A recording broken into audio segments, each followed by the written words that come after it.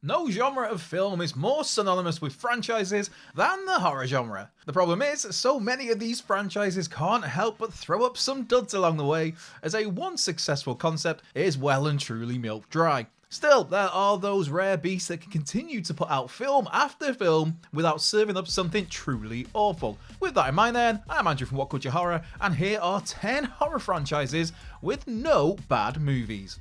Number 10. Final Destination. Sure, the formula of the Final Destination films is extremely repetitive, but it is also extremely effective. That formula of course centers around someone having a premonition of an atrocity that's about to play out, somehow managing to avoid that atrocity, and then that person and their fellow survivors are all stalked by the Grim Reaper. Final Destination keeps you on the edge of your seat, as we know the bulk of these characters are destined to die. We just don't know how they're destined to die. Whether it's the Volare Airlines Flight 180 explosion, the Route 23 accident, the Rogue Devil's Flight roller coaster, the McKinley Speedway pileup, or the North Bay Bridge disaster. All 5 Final Destination movies have you scouring every scene looking for an item or a situation that could result in somebody's demise.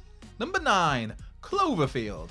The Cloverfield franchise is a unique one in how its 2 sequels weren't initially designed to be, well, sequels. Matt Reeves' 2008 Cloverfield is one of the great found footage movies, with the shaky erratic nature of utilising such an approach bringing a sense of chaos to proceedings as the film centres on a group of friends in New York City while an otherworldly monster runs riot. For 2016's 10 Cloverfield Lane and 2018's The Cloverfield Paradox, they were initially both standalone movies as The Cellar and God Particle. Of course, they'd later end up being tweaked in order to make them Cloverfield features. For 10 Cloverfield Lane, this picture spends the bulk of its time in an underground bunker following a purported alien attack, whilst the space-set Cloverfield Paradox manages to cleverly work as a prequel despite taking place in the future of 2028.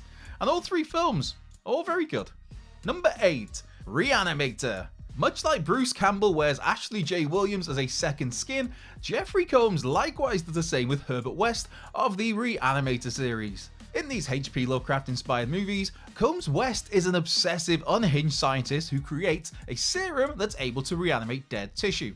The problem is, of course, things West brings back from the afterlife don't return unaffected. And this also has various powers that be pushed back against West and his work. While Jeffrey Combs is a clear star of the show in this trilogy, he's supported excellently by Bruce Abbott, Barbara Crampton, Dave Gale and Kathleen Kinmont across those first 2 pictures.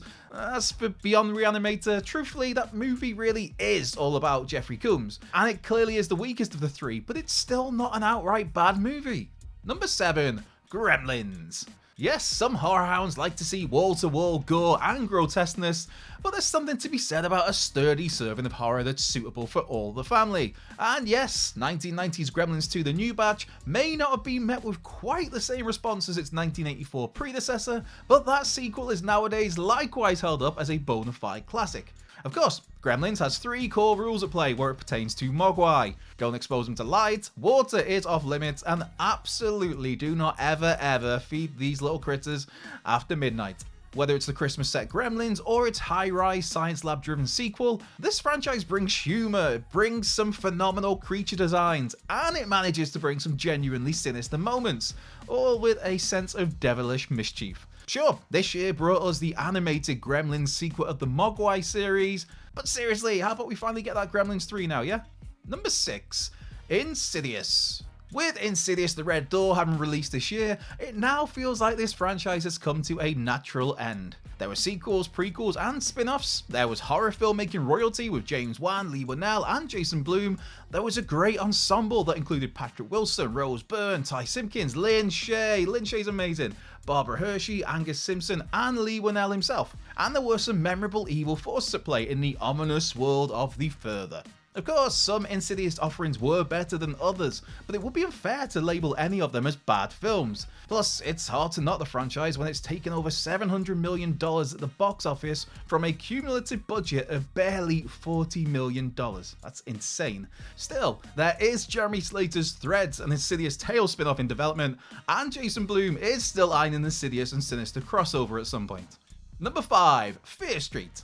Adapted from R.L. Stine's book series and drip-fed onto Netflix across July 2021, LEGIONIAC's Fear Street trilogy managed to please fans of the IP whilst also garnering plaudits from those not familiar with Stine's work.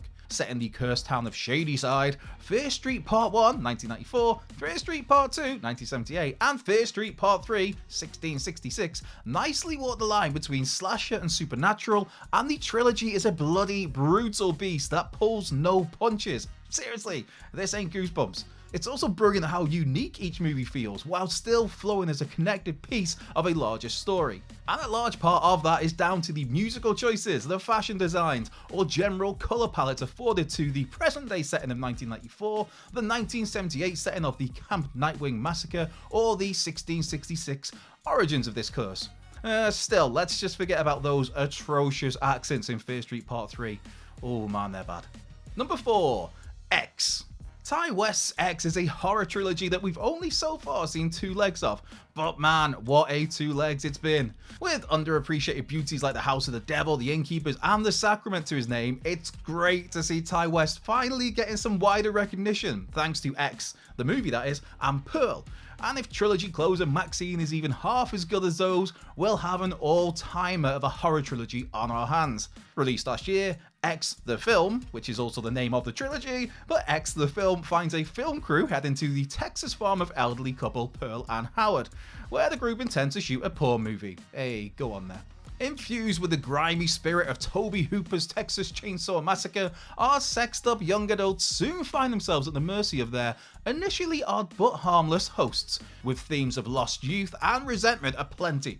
Magnificently, Mia Goth plays both Maxine, the sole survivor of Pearl and Howard's attacks, and the elderly Pearl. And for this year's sequel, simply titled Pearl, Mia Goth was back as a title character, but this time as a younger version, desperate for fame and fortune during World War I. And again, another excellent film. Now, let's all hope that Maxine delivers the goods in the final leg of this trilogy. Number 3. John Carpenter's Apocalypse trilogy. Okay, it might be a little bit of a stretch to label these movies as part of a franchise, but they absolutely are part of a trilogy. As per John Carpenter himself, The Thing, Prince of Darkness, and In the Mouth of Madness are all connected as part of what the Horror Master dubs his Apocalypse trilogy. And there's not a bad film to be found amongst that trio. Obviously, 1982's The Thing is an all-time classic of cinema, period, let alone horror or sci-fi.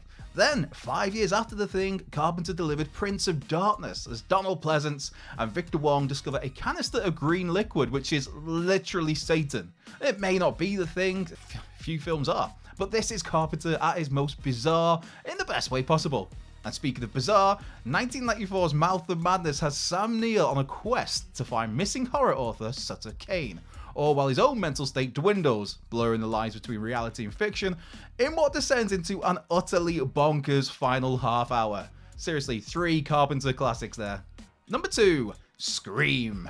While we all have our favourites and least favourites of the 6-picture Scream franchise, it would be unfair to label any of these movies as outright bad. Yes, the first 2 Scream films are undoubtedly the pick of the bunch, but the other 4 features all have plenty of upside. Scream 3 is a fun venture to Hollywood, even if the Roman killer reveal soured some. Scream 4 updated the franchise for the online fame age, and Scream 5 brought fresh life to the series, introducing a new group of central protagonists who, while working alongside the series mainstays, carried the franchise forward to this year's New York set Scream 6, and they will carry it beyond.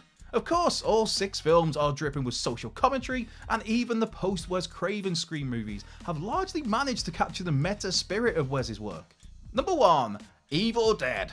While some of the franchises already featured here aren't necessarily made up of solely great movies, that's where the wider Evil Dead series differs. What really is there to say about this franchise? 1981's Evil Dead, that put Sam Raimi on the map with an ooey gooey delight that introduced the world to Deadites and a certain Ashley J. Williams. Evil Dead 2 added a smidge more comedy to the pot, giving the franchise its greatest outing to date. Threequel, Army of Darkness, that dropped Ash in 1300 AD England and went at the slapstick route, and it absolutely worked. Then, 2011 brought up the dreaded reboot word. Yet Fede Alvarez's Evil Dead, which released in 2013, was a cracker, capturing the sheer visual dread associated with the property, but pulling back on the chuckles. And again, this year had fans fearing the worst ahead of Lee Cronin's Evil Dead Rise. Yet that movie stands as one of 2023's very best horror movies, if not the best, as it switches the Deadite action to an apartment block.